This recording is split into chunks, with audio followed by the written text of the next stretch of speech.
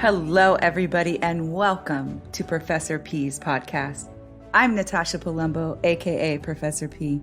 I'm known for evoking the essence of spirituality by bringing the energetic fire, activating the mind, and speaking the truth. I'm so honored that you are here with us today. I thank you for joining. This podcast is focused on entrepreneurship, empowerment, and energetics. You're going to find a wealth of information inside, guest speakers, and the Elixir, a dose of energetic power. So let us join in on today's podcast. Hello, everyone, and welcome to Professor P's podcast. I'm so excited that you're back with me again today.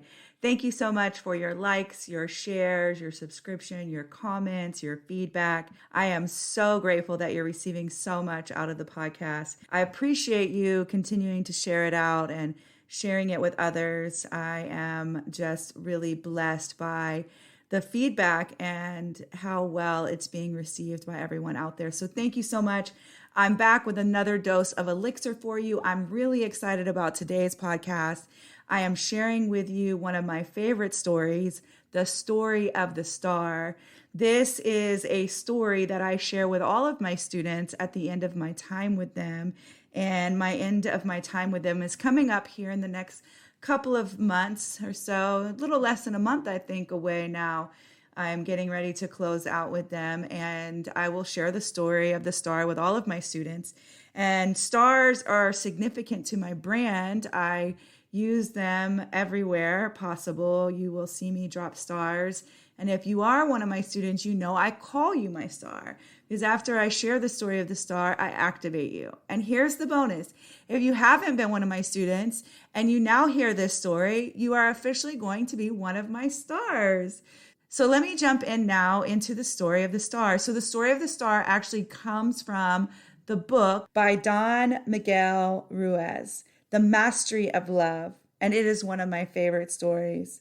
The story is about a man who was very intelligent. He would travel around the world and would speak to all kinds of people from many nations. His message? Love does not exist.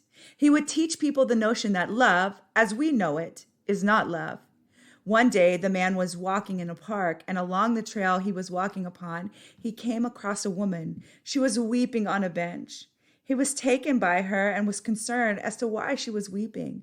He sat next to her ever so gently and inquired why was she weeping so. The first thing out her mouth, "Love does not exist," she says. He was taken aback because he spent the majority of his time convincing people that love does not exist. And here this woman was telling him what he was telling others. He inquired again, "How do you know that love does not exist?" She replied. "It could not. I loved my husband, or I thought I did, and I thought he loved me too. I did everything he asked of me. I dressed the way he wanted. I cooked the way he liked. We had 2 beautiful children, and I raised them the way he told me to. I did everything the way he instructed. And he left me after our youngest son left for college. Love does not exist. It is an illusion." The man replied, "You are correct, my dear one. Love does not exist." Now the man and the woman had this agreement that love did not exist, and they became friends. They would meet at the park regularly and share the day with each other. It didn't matter if they were having a good day or a bad day. They each accepted each other as they appeared from day to day. At that point, they were both operating in their authentic selves. There was no pressure to be any other way. The lily in the valley as God designed them to be. The days increased from meeting a few times a week to meeting almost daily. They truly enjoyed each other's company and began to wonder what they were really experiencing. Could it have been love they were experiencing? They questioned. So they decided to become even closer. Of course, that's when it will all change, you know. They became a couple, and guess what? Nothing changed. They were their true, authentic selves. There was no pressure to be any other way than who they truly were. So they decided to take it up a notch, one step further, because at this point, perhaps love really did exist. But of course, marriage would surely kill it. So they gave marriage a try. Yet again, they fell even more deeply in love. They had actually found love. They had found love in themselves to be who they were, their authentic selves. There was no pressure to be any other way. The lily in the valley, as God created them to be. The man and the woman lived a very long life.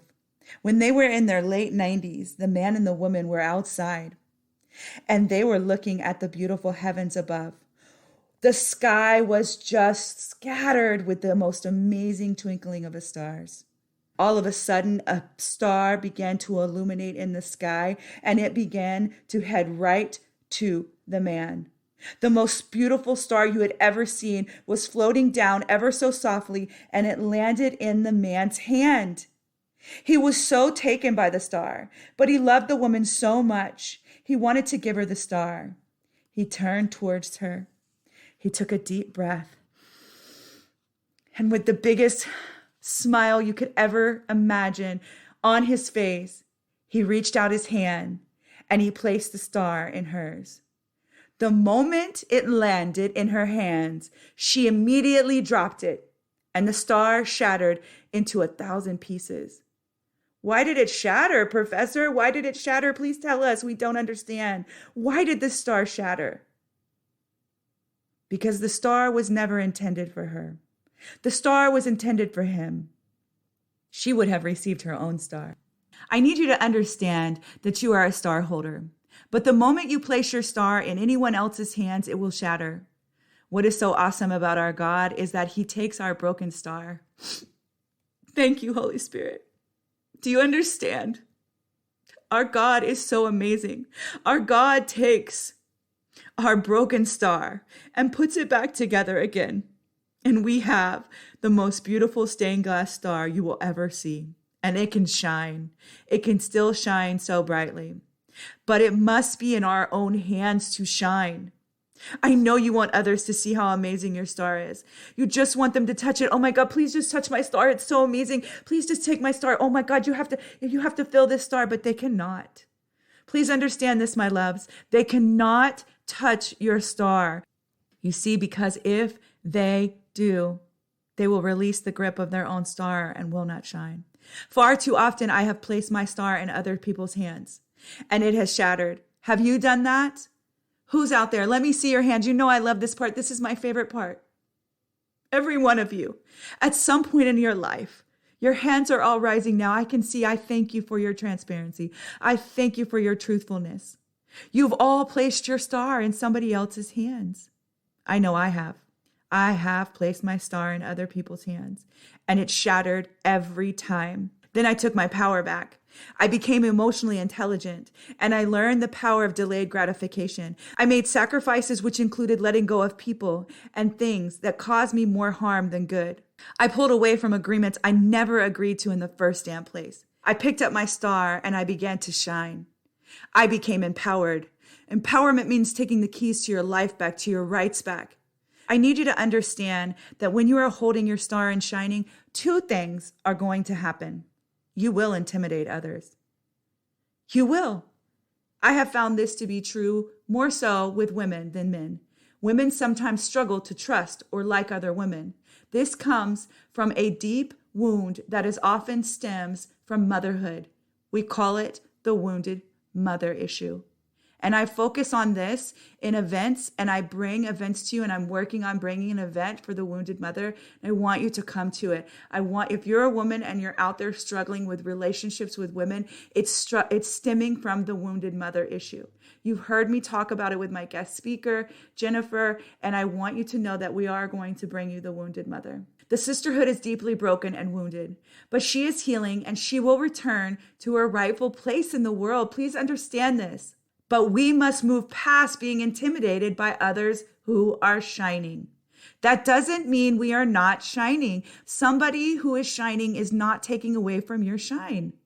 Light is not intimidated by light. Only darkness is. And darkness uses humanity all the time to pick on it. I want you to imagine now a candle lit in the room.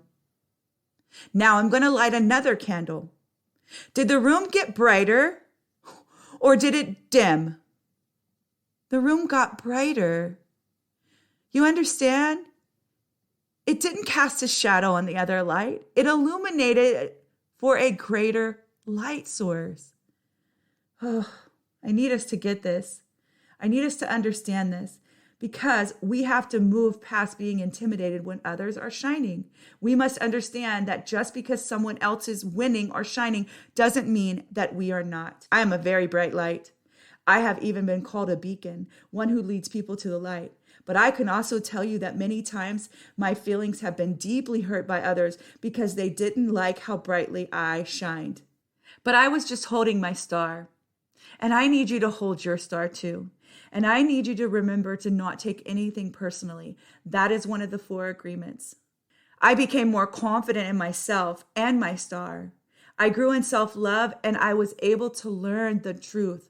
Those who are intimidated by me, well, it's not really them, but the darkness that is within them, the trauma they have. I've told you this, little t, big T, it resides in us. The enemy is the inner me. And light is not intimidated by light, only darkness is. This is why it is so important to apply the principles and live the empowered life. It allows you to heal. And those who heal don't hurt others. Please understand that hurt people. But hurt people can be healed people. And healed people can become empowered people.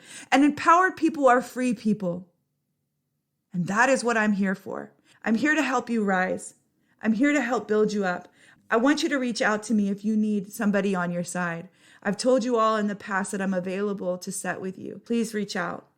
Now, here's what I'll tell you about the other thing that will happen. When you're holding your star, you're going to attract other star holders. And what a beautiful community it will be. It will be love. It will be pure love. When I really buckled down and stopped putting my star in other people's hands and let go of toxic people, places, and things, I spent some time in what one may call a void. But it was just a hallway. As the saying goes, when one door closes, another door opens. I can clearly remember God telling me that I had to let go of so many. He reminded me that the Queen of England doesn't just go anywhere. Oprah doesn't just have any friends. Oh no, they are set apart and for a reason. They kept a particular energy around them. They must. That is the calling on our lives, my dear ones. And if we do not honor that, well, they would not only lose their power and purpose, but also the people they are accountable for. They would not receive what they needed. See, I couldn't do this to you. I'm accountable for you to hear my voice. I'm accountable to show up for you. And I had to let go of those things that were going to prevent me from getting to you.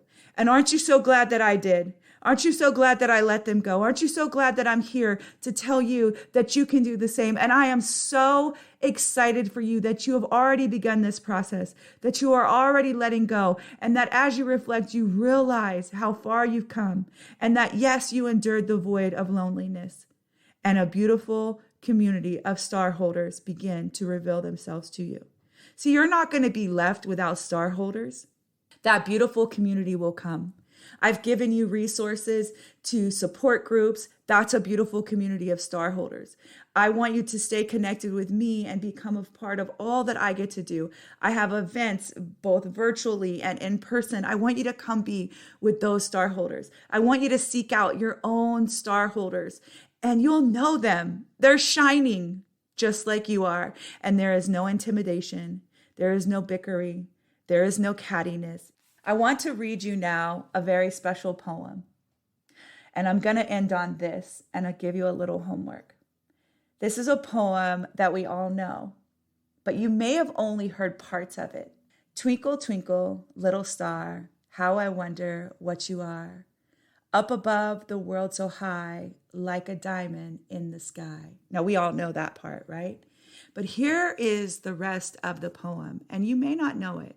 When this blazing sun is gone, when he nothing shines upon, then you show your little light, twinkle, twinkle through the night.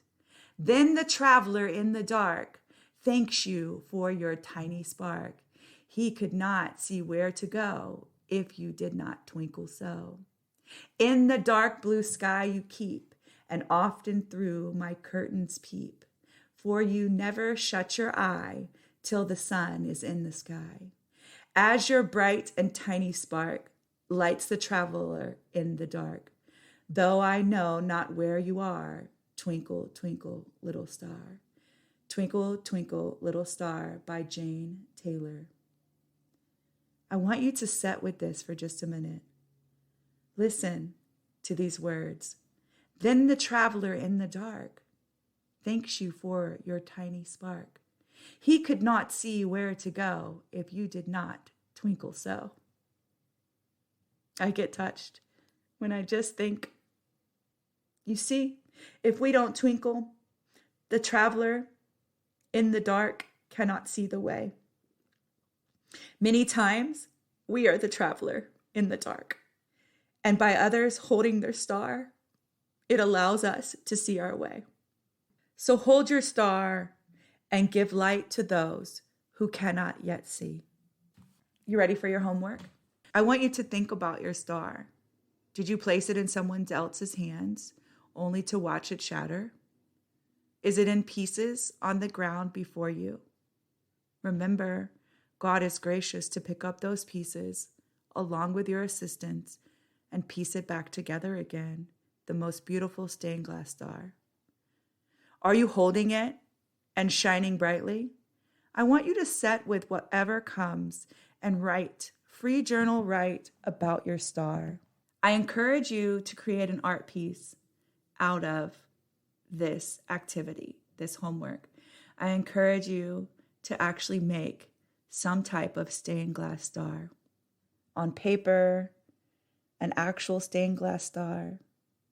Because the reality is all of us at one point in our lives have placed our star in somebody else's hands, our happiness, our feelings. It didn't belong there because what happened is it shattered into 1,000 pieces on the floor.